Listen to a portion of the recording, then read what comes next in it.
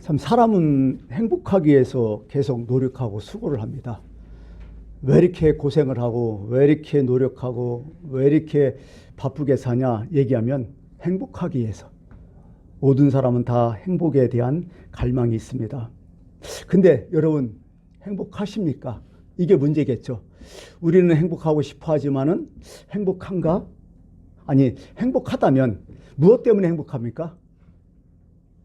무엇으로 인하여 또 행복합니까? 생각해 보니까 그런 것 같아요. 인간은요, 행복관에 따라서 그 인간이 평가될 수 있어요. 행복관은요, 쉬워요. 그냥 우리의 가치관도 되고요, 우리의 인생관도 돼.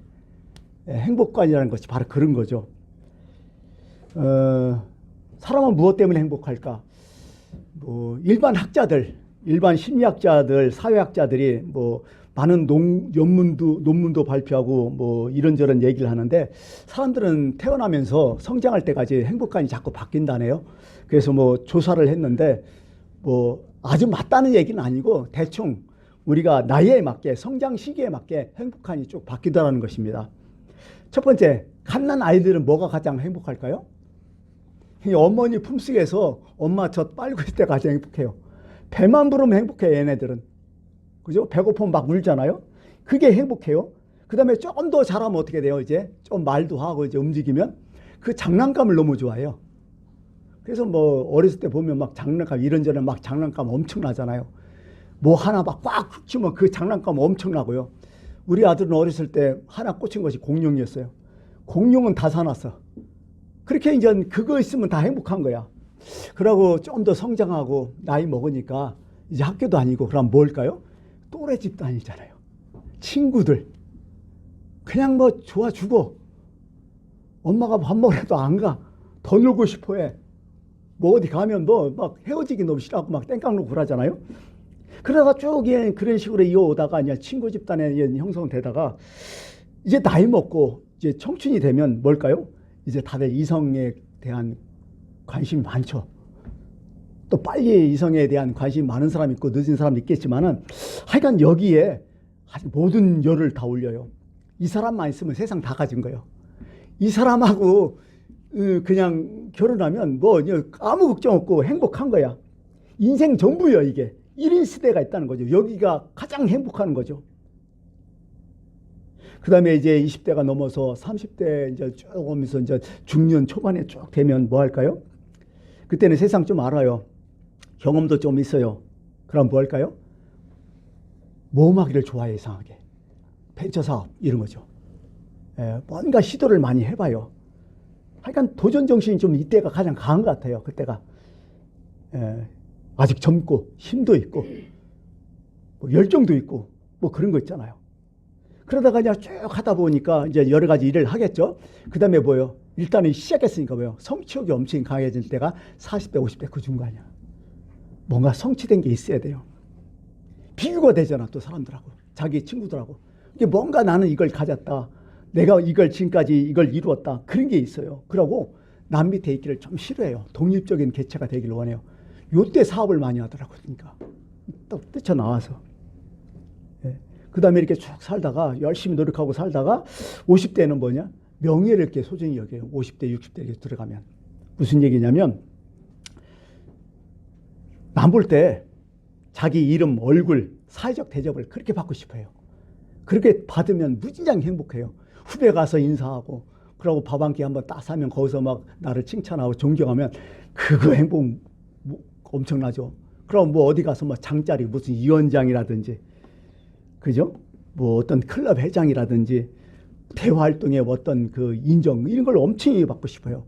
매슬로가 얘기하는 존경의 구가 아마 이때가 가장 피크에 있지 않을까 이렇게 생각해요. 하여간 자기 이름 내는 데는 다 참석하고 우리가 볼 때는 저런 다 돈을 쓰냐 하는데 안 그래요. 그거 얻으면 너무 행복한 거야. 인생 성공한 것처럼 막 느낀 거야. 이럴 때가 있는 거죠. 그리고 또 이제 60살, 70살 되잖아요. 그때는 뭐가 제일 행복해요? 뭐가 제일 관심 있어요? 건강이요, 역시. 어디 아파와요, 자꾸. 50대, 어떤 사람은 40대부터 시작할 텐데, 50대, 60대, 70대면요, 불현듯 아픈 데가 많아. 모든 얘기, 주제, 대화가 다 건강이야. 먹는 거 다 건강, 즐기는 거 다 건강, 건강 활동을 제일 낙으로 삼고 그게 행복하고 생각해요. 이게 뭐 보편적인 거예요. 사실은 이게 뭐 누구는 안 그렇다. 그럴 수 있죠. 이게 보편적이니까. 근데 대부분 딱 따지면 뭐예요? 다 행복을 위해서 추구하더라는 거예요. 행복. 건강해 행복하잖아요. 아니야, 아프면 무슨 행복이 어디 있겠어요. 건강해. 뭐 이런 식으로 우리 인간은 살아간다는 거죠. 사람들을 뭐 크게 큰 유형으로 두 가지 나눠보면 저는 그럴 것 같아요. 첫 번째 어떤 성향, 성격, 이기적인 성격이 있고 이타적인 성격이 있어요. 자기 중심적인 성격이 있어요. 분명히 사람은. 타고나요. 보니까 내가 조금 그런 것도 있지만은 타고나더라. 어떤 사람은 정말 자기 중심적인 사람이 있어. 태생이 그래. 태생이. 어떤 사람은 뭐 이타적인 사람이 있어요. 노력하지 않아도 남을 배려하는 그런 사람이 있어요. 그러니까 이런 식으로 사람은 살아가져요. 이렇게 보면. 예, 그게 이제 약간의 뭐 차이는 있겠지만 그렇더라고요. 또 어떤 사람은요, 현재만 즐기는 사람이 있어요. 지금이 중요하다. 예, 어쨌든 미래 알 바 없어. 현재 즐거움이 가장 중요하다. 오늘을 즐겨라. 막 하면서 찰나적인 즐거움을 되게 추구하는 사람이 있어요. 예, 앞으로 내가 뭐가 될지 어떻게 알아? 현재 즐겨야지. 이런 사람, 이렇게 사는 사람이 있고, 또 두 번째는 오늘보다도 미래를 생각하면서 오늘을 준비하는 사람도 있더라고요. 현재 좀 힘들더라도 미래 때문에 내가 고생하는 거, 내가 어려운 거 다 참아내겠다. 이런 마음으로 살아가죠. 제가 이것이 뭐 나쁘다 좋다 그런 얘기가 아니에요. 이것도 한 성향으로 보는 거예요. 저는 어떻게 보면. 물론 기독교인이 돼갖고는 성향이 좀 많이 바뀌죠. 이기적보다는 이타적으로 자꾸 변화되는 거죠. 또 현재보다는 미래 지향적으로 자꾸 변화된, 이게 기독교인이 아니겠어요? 왜? 예수님이 그렇게 살았기 때문에. 성경이 그걸 말씀하기 때문에 그러는 거죠. 참 바울 선생, 바울 신앙인, 이분은 행복관에 대해서 이렇게 얘기해요. 나의 간절한 기대와 소망을 따라 아무 일에든지 부끄럽지 아니하고 지금도 전과 같이 온전히 담대하여 살든지 죽든지 내 몸에서 그리스도가 존귀하게 되려 하나니, 예수님이 존귀하게 여김을 받는다면 이건 나 행복하다. 이게 최고다. 내 삶에서. 이는 내가 사는 것이 그리스도니 죽는 것도 유익하다. 죽어도 된다. 이게 최고의 행복감 아니겠습니까? 그러면서 빌립보에서 감옥에 갇혔지만 뭐라 해요? 밖에 있는 사람들한테 기뻐하라. 내가 다시 말하니 기뻐하라. 뭐 이런 얘기를 한단 말이죠. 어쩐 사람이 살아가는 게 참 천차만별이고 사람도 천차만별이죠. 각양각색이 있죠. 여러분 뭐 있어야 행복해요? 여러분? 뭐 있어야 행복할 것 같아요? 이렇게 얘기하는 게 낫겠죠. 그래서 뭐 대부분 그러죠. 돈만 있으면 행복할 것 같다. 이렇게 하는 사람이 아마 태반일걸요. 예. 돈에다 모든 가치를 둬요. 그게 가치죠. 가치관이 거기에 다 형성되는 거죠. 예. 어떤 사람은 실질적으로 돈보다는 어떤 일에, 사역의 가치를 더 주는 사람이 있어요. 돈 되는 일보다도 어떤 사역, 자신의 만족, 봉사 이런 데 가치 두는 사람이 있더라고요. 또 어떤 사람들은 소유에 그렇게 많은 가치를 둬요. 돈이 아니라 소유하는 거예요, 무조건. 예. 근데 어떤 사람들은 소유보다도 어차피 놓고 떠날 거, 삶의 의미, 삶의 어떤 인간의 깨달음, 이걸 더 소중히 여기는 가치감도 있고요. 어떤 사람들은 진짜 놀려고 일하는 사람이 있어요. 근데 반대로 어떤 사람들은 뭐예요? 쉬지 않고 일하는 사람이 있잖아요. 뭐 동서문제예요, 이런 분들은. 어떤 사람들은 되게 느긋하고. 그게 다 모든 거예요, 이게 생각해 보니까. 간단해요. 그들의 사는 모습이 각양각색이지만은 하나는 뭘까? 행복함과 다 연관이 있겠구나. 행복해지기 위해서. 아니, 일하는 것도 행복해지기 위해서 하는 거 아니에요? 쉬는 것도 행복해지기 위해서 하는 거고. 돈을 좋아해도 행복해지게 하는 거고. 소유를 하도 행복해지서 하는 거고. 성취감을 얻는 것도 행복함이고. 이게 어떻게 보면 인간은 다 행복을 위해서 살아간다고 보죠. 근데 우리는 보통 행복하면 뭐 있어야, 뭘 추구해야, 뭐가 생겨야 행복하다고 대충 알잖아요. 우리 마음속에 조건들을 갖고 있잖아요. 근데 오늘 본문에 나타난 사도들은 제자들이겠죠.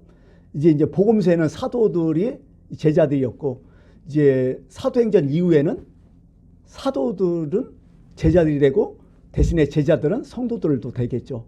뭐 이렇게 변화를 되는데 일단은 그런 용어 변화가 좀 있어요. 하면 일반 공식, 커먼센서라고 하죠. 보통 상식으로 오늘 이 제자들, 이 사도들은 납득이 안 돼요. 41절에 딱 나오잖아요. 사도들은 하면서 그 이름을 위하여 능력받는 일에 합당한 자로 여기심을 기뻐하면서 공의 앞을 떠나니라. 저는 이 말씀에 한 가지 말씀에 포인트를 주고 오늘 말씀을 전할까 합니다. 여러분, 세상에 욕먹는 거 좋아하는 사람이 어디 있어? 매 맞는 거 좋아하는 사람이 세상에 어디 있어요? 박해당하고 때로는 순교당하는 게 그걸 원하는 사람이 세상에 어디 있어요? 모든 사람이 이거 다 안 하려고 하잖아요. 고난 자체 힘들죠. 누가 이걸 원하는 사람이 어디 있어요? 근데 오늘 나타난 이 정신 나간 사람들은 그걸 좋다고 하네. 그걸 또 기뻐한다고 하네요.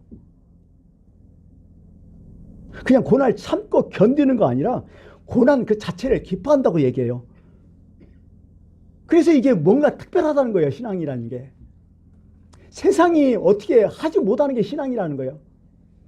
이게 바로 구별된 사람이에요. 이게 성도라는 거예요. 이게 뭔가 구별됐잖아. 확실히 세상하고는. 우리가 여기 이상한 사람 정말 어떻게 보면 우리의 상식과 어긋난 그거 가지고 기뻐하는 그거 갖고 행복해하는 사람들의 모습을 보면서 도대체 이 사람들은 누구냐. 근데 우리랑 별반 다를 바 없어. 똑같아. 그저 그려. 특별한 사람은 아니라는 거예요. 지식이 많아요, 이 사람들이? 아니, 명예가 높아요, 그 당시에? 사회적 지위가 엄청나요? 수양이 아주 잘된 사람이에요? 도덕적으로 온전한 사람이에요? 무슨 저명한 철학가야? 고명한 스승이야? 뭐 이인이야? 아니에요, 이 사람들. 우리랑 똑같아요. 이 사람 그럼 연기했어요? 연기 아니죠. 이들의 그냥 순수한 참 모습이야. 이 사람들도 우리처럼 순진해요. 그러고 무서움도 많아. 자신이 손에 나면 그거 싫어해. 이 사람 출신들도 별거 없잖아요. 예수님이 그런 말씀, 예수님이 딱 나서 그랬죠. 나사렛 예수라고 하니까 나사렛에서 무슨 선한 것이 날 수 있겠느냐. 무슨 얘기요? 거기 인물이 없다는 거예요. 인물 날 장소가 아니라는 거예요. 그런 지역에서는. 그 총구석에서는. 아니, 제자들 대부분 오천 마을에 총구석에 살던 사람 아니야? 완전 촌놈들 아니야? 머리가 좋아요? 예수님 교훈을 잘 받아 들어갖고 막 대단한 공을 세운 사람도 아니고요. 자신이 불리할 때는 도망가요. 베드로처럼 정말 내가 죽을 것 같으면 예수님 부인했던 사람들이야. 뭐 욕까지 하지 않아요. 어떻게 보면 정말 우리랑 같잖아요. 저도 뭐 거의 같죠. 별 볼 일 없고 비겁하고 때로는. 그렇잖아요. 근데 이들이 달라졌다는 거예요. 뭔가 이들이 달라질 때는 뭔가 일이 있었다는 거야. 그게 성경은 뭐라고 해요? 딱 두 가지예요. 어떻게 보면 예수님의 부활과요. 또 두 번째 성령 강림이요. 예수님 부활하고 그 다음에 성령 강림이요. 물론 이들이 특별한 거 있어요. 우리와 좀 다른 게 있어요. 뭘까요? 예수님과 그래도 3년 동안 공생했다는 거예요. 예수님께 직접 말씀을 들었고요. 예수님이 일으켰던 뭐 여러 가지 기적들 다 봤잖아요. 다 경험했고 5,000명 먹이시는 거, 막 바다 잔잔케 하는 거, 물 위를 걸어 오르신 거, 죽은 사람 살리는 거, 뭐 안진병이라든지 문둥병은 이건 기본이었고 희한한 능력들이잖아요. 뭐 말도 안 되죠. 했을 거예요. 막 야 이렇게. 그럼 우리 마음속에 어떤 생각 들까요? 야, 이 사람 대단한 사람이다. 엄청난 기대가 예수님께 있었겠죠. 근데 이제 설설 이상한 거예요. 예수님 이제 공생의 말년 그 정도 되니까 예수님 행동이 좀 이상한 거예요. 예수님은 제자들의 어떤 기대에 자꾸 어긋나게 얘기해. 그리고 그 기대에 채우지를 않는 거야. 그런 엄청난 사역을 하면서도 다 얘기해. 조용 좀 하라고, 알리지 말라고. 그렇게 큰 일을 하면서도 뭐예요? 쉬쉬하고 있고. 그리고 사람들이 다 알아주는 일을 좀 했으면 좋겠는데 소소한 일, 뭐 그런 거나 자꾸 했었고. 이제는 뭐 어떻게 돼요? 기대는 했는데 예수님이 자꾸 실망을 주는 거예요. 때로는 죽는다고 했었고 자꾸. 여기서 갈등이 시작되지 않겠어요? 한번 생각해보세요. 아, 이 정도 능력 가지고, 이 정도 실력 가지고, 왜 예수님은 왜 이렇게 사냐? 그렇게 충분히 얘기할 수가 있죠. 내가 예수님 쫓아다니면서 예수님 덕 좀 보고 싶어 하는데 예수님은 늘 거기까지인 거예요. 답답하죠. 근데 그랬을 것 같아요. 예수님 동생들도 뭐라고 해요? 요한복음 7장에 예수님 형제들이 찾아와서 예수님께 얘기했죠.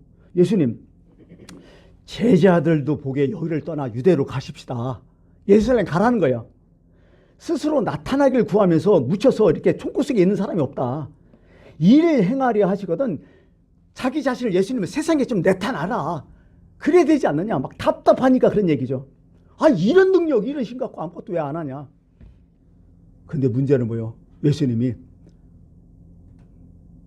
십자가에 돌아가시는 거예요.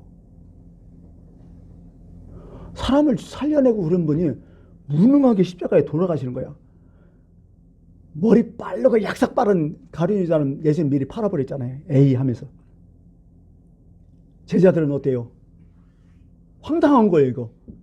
우리가 기대했던 거 아닌 거예요. 전혀 내 생각하고 다른 거예요, 예수님이 완전히. 그래서 제자들 다 떠나버리잖아요. 남지를 않잖아요. 그리고 다 허망했잖아. 끝이잖아, 그걸로 다. 예수님 죽었으니까. 허망했잖아요. 엠마로 가던 2명의 제자가 있었죠. 그러니까 그 얘기가 똑같은 얘기 같아요. 누가복음 24장에 그래요. 예수님 물어요. 무슨 일이냐 이렇게 물어요. 예루살렘에 일어났던 일이. 그랬더니 나사렛 예수의 일이니 그는 하나님과 모든 백성 앞에서 말과 일에 능하신 선지자였다. 메시아였다. 우리 메시아로 굳게 믿고 있었다. 근데 우리 대제사장과 관리들이 사형 판결에 넘어주어 십자가에 못 박혀 죽어버렸다. 끝났다. 아무것도 없는 거예요, 이게. 제자도 이런 사람이에요, 다들. 우리도 비슷하잖아요. 뭐 얻을 게 있어야 신앙생활 하지? 뭔가 얻을 게 있으니까 신앙생활 우리도 하는 거 아니에요. 근데 오늘 본문에는 전혀 달라요. 아, 이렇게 달라도 이렇게 달라질 수 있어요? 아니, 뭐가 달라진 거예요, 도대체? 사람이 달라졌죠? 세상 달라진 게 하나도 없어요. 세상 이전과 이거 똑같아요, 뭐. 이들이 뭐 돈 많이 번 것도 아니고, 명예 가진 것도 아니고, 어떤 지위 가진 것도 하나도 아니야. 어떤 뭐 실력 있는 것도 아니고. 어떻게 달라진 거예요? 간단해요. 예수님 때문에 모욕을 기뻐하는 사람으로 달라졌다는 거예요. 대단하지 않아요? 이게 행복이라고 느꼈던 사람이야, 또. 세상에서 행복이 예수님 때문에 모욕받고 고난받는 게 행복이라고 느껴지니까 확 달라졌다는 거죠. 아까 얘기했죠? 달라진 이유가 뭐라고요? 예수님 부활과 성령 강림에 있었다고. 그래요. 우리는 직접적으로요, 예수님 부활과 성령 강림을 그 현장에서 직접 체험 못했어요. 그러나 오늘 성경에서 부활의 의미와 성령 강림의 의미를 알 수 있어요. 그럼 그 의미가 뭐라는 거예요? 예수님 부활과 성령 강림의 그 의미가 오늘날 우리한테는 뭐라는 얘기예요? 그게 중요하죠. 그게 어떻게 적용되었기 때문에, 그들이 그것을 어떻게 받아들였기 때문에 이렇게 달라질 수 있었냐는 거예요. 힘이 있었을 거 아니에요, 그 힘이. 그래서 오늘 저는요, 곰곰이 생각해 보니까 저는 특별한 얘기 할 거 없을 것 같더라고. 그냥 우리 일상적인 얘기를 좀 하고 싶어요. 이게 달라졌구나. 물론 강하고 약하고는 차이가 있어요, 그 강도가. 모든 게 그렇잖아요. 같은 사람이라도 힘이 있는 사람 없는 사람이 있듯이 강도가 있긴 있어요. 제자들은 강했다는 거죠. 더 우리보다. 그 의미만 하나 더 있을 뿐이지 다른 거 없어요. 이 형태는 같아요. 첫 번째 뭐냐? 하나님의 임재의식이 실제화되었다는 거예요. 이게 달라진 거야. 하나님 생각할 때 우리는 어떤 하나님 얘기하잖아요. 그런 지식과 하나님이 내게 임재해서 실제하는 지식은 전혀 다른 거죠. 그림의 떡을 보는 것과 그 떡을 먹는 것은 전혀 다른 거잖아요. 그거랑 같다는 거죠. 전에는 멀리 계셨어요.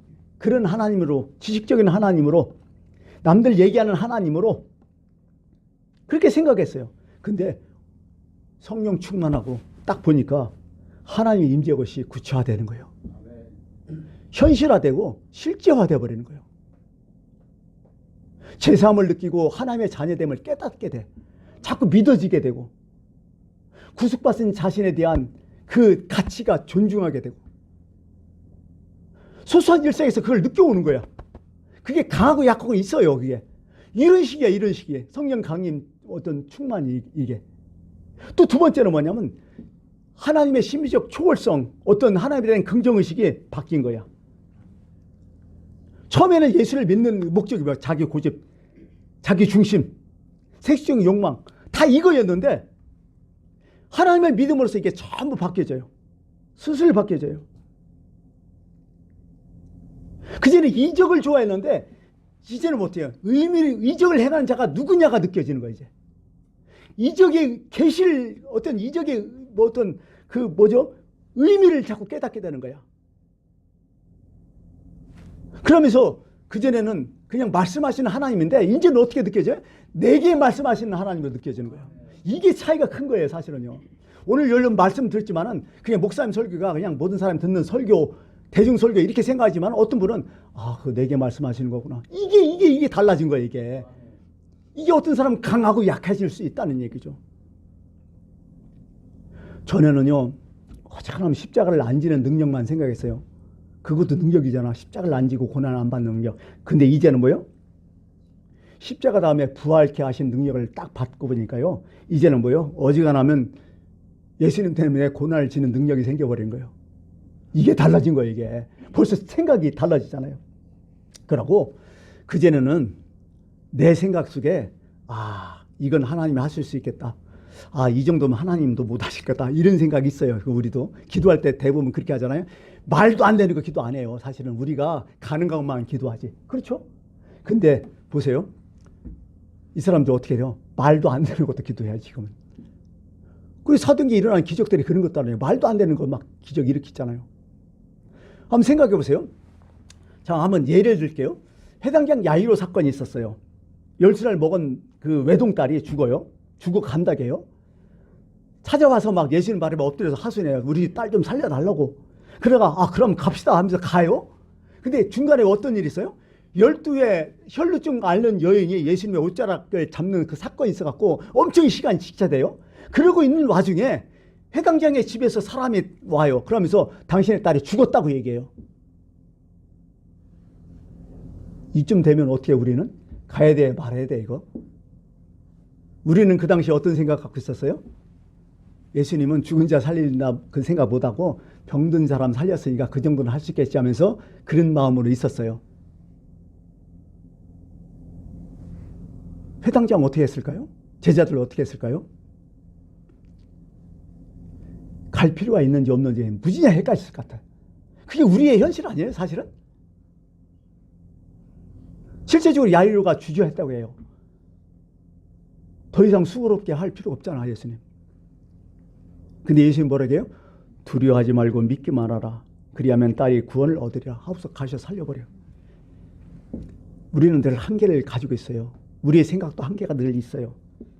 근데 오늘 이 제자들은 부활케 하시는 그 능력 때문에 한계를 잊어먹었어. 정신 나간 거죠, 어떻게 보면. 그러면서 죽는 것도 유익하다고 생각해. 이거 정신 나간 사람이죠, 어떻게 보면. 죽은 다음에 부활케 하신 능력이 있기 때문에 이거 믿어지는 거야. 이런 거였다는 거죠. 그게 이들이 생각했던 그전에는 뭐예요? 예수님이 능력이 많으시는 분이기 때문에 이분은 뭐예요? 십자가 지면 안 된다고 생각했어요. 십자가 상에서도 막 어떤 기적을 깨서 다 해치워야 된다고 생각했어요.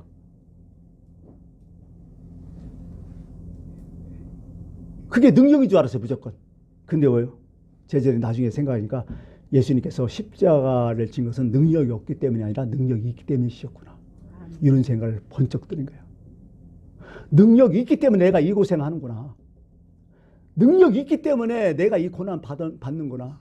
그걸 제자들이 깨달은 거예요. 그때. 능력 없어서 내가 이렇게 힘들고 고난받고 이렇게 막 모여받고 이게 아니라 내 능력이 있기 때문에 내가 이렇게 이거 받고 있구나. 박해도 받고 있구나. 능력이 있어서. 제자들이 이런 걸 막 경험하는 거죠. 여러분 지금 신앙생활을 어떻게 하고 있어요? 내가 능력 없어서 이렇게 산다고 봐요? 아니죠. 하나님의 능력이 내게 있기 때문에 내가 이렇게 사는 거예요. 어떻게 보면. 그렇잖아요. 그 능력, 사도 바울이 뭐래요? 내가 약할 때 강하다가 무슨 그런 뜻이요. 능력이 있기 때문에 내가 지금 육체의 가시 갖고 있는 거예요. 그게. 사단의 사자가 내게 있는 거예요. 능력이 있기 때문에. 그걸 빨리 깨달으면 내 어려움, 내 고통도 하나님의 능력이었구나. 이것조차 또 하나님의 사랑이었구나. 이걸 깨달아지니까 세상이 어떻게 건들지 못하는 거예요. 이 사람들을. 이게 성령 충만의 의미고 성령 강림의 의미예요. 사실 이게. 지금 시간이 이제 또 돼서 이제 마무리할 때가 됐는데요.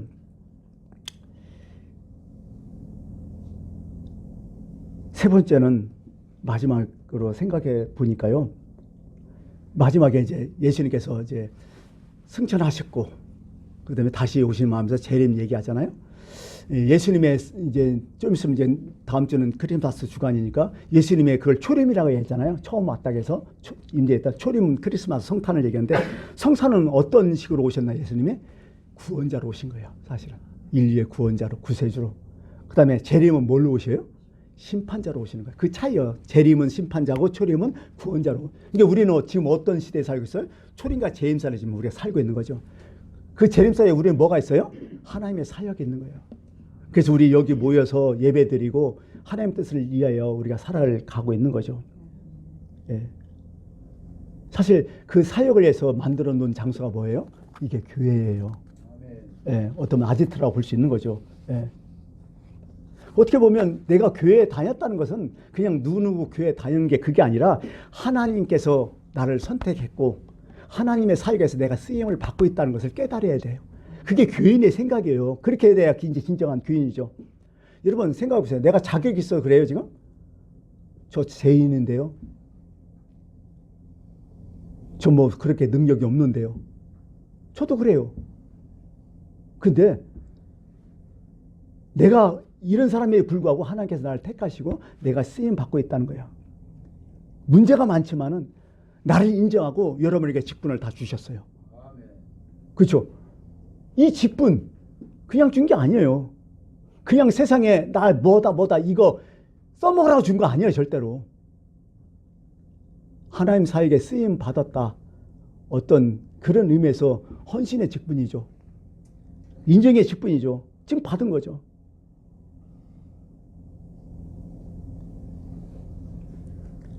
이 교회 누구의 공로로 세워진 거예요 도대체?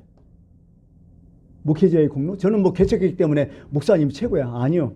저도 좀 있으면 은퇴해서 떠나요. 누가 알 줄 모르요 이거 사실. 저도 한 시간, 한 공간에 있을 뿐이에요. 인간하면 사이간 쓰잖아요. 사람이자 사이간. 사람은 또 어디 살아요? 시간과 공간이. 그것도 다 간자를 쓰잖아요. 시간과 시간 사이, 공간과 공간 사이 있어요. 어떻게 보면 우리 시간은 생이겠죠. 공간은 하늘과 땅 그 공간도 되겠지만은 우리의 지금 살아가는 이 공간이겠죠. 그게 어떻게 보면 인간은 거기서 살 수밖에 없는 거죠. 그런 삶의 장소에서 내가 여기 있다는 것은 이 장소에 하나님의 쓰임이 있다는 거야. 이 시간에 하나님의 쓰임이 여러분에게 있다는 거죠. 이게 사실 아니야 이게. 여러분 예배당에 들어오실 때 어떤 느낌을 받으세요? 예배당에 딱 들어오시면 자기만은 기쁜 뿌듯한 느낌이 있어야 돼. 사실 행복감이 좀 있어야 돼요. 왜? 여러분들 이 예배당에 있는 모든 집기들 누가 한 거야? 여러분들이 헌금을 다 한 거야. 제가 입고 있는 옷 뭘로 한 거야? 여러분의 헌금을 한 거야. 이 예배당이 이렇게 깨끗한 거 누군 거야? 여러분의 청수를 한 거야. 여러분의 이 앞에 있는 이 아름다운 것들 다 뭐야? 여러분의 헌물로 한 거고. 어떻게 보면 교회당에 딱 왔을 때요, 자기만의 기쁨이 좀 있어야 돼, 사실은. 예. 물론 예배당을 잘 꾸미는 거 중요하고, 뭐 그런 부분은 이 건물이 전부는 아니에요, 사실은요. 그럼에도 불구하고 예로서 이렇게 말씀을 드리는 거죠. 여러분 한번 생각해 보세요. 내가 지금 어떤 시간과 공간 속에 살고 있고 한 인간으로 살고 있는데 그냥 사는 게 아니라 내가 하나님께 쓰임을 받고 있다는 거 생각 안 해보셨습니까? 분명히 여러분들이 어떻게 행동하든 하나님은 그렇게 생각하실 거예요. 나는 너를 쓰고 싶다고. 이것을 마음에 좀 뒀으면 좋겠습니다. 이제 말씀을 마칠게요. 히틀러 치하에 때 독일 교회는 다 히틀러 편이었어요. 사실은요. 참 교회가 그때도 엄청나게 썩었어. 거의 다 교회가 히틀러 편이었어. 근데 그때 동지하지 않고 홀로 정황하다가 잡혀갖고 순교한 목사님이 계세요. 신학 교수인데 보네퍼라는 분이잖아. 좀 들어보셨을 거예요. 디트로이트 보네퍼. 그는 감옥에서 마지막 편지를 이렇게 써요.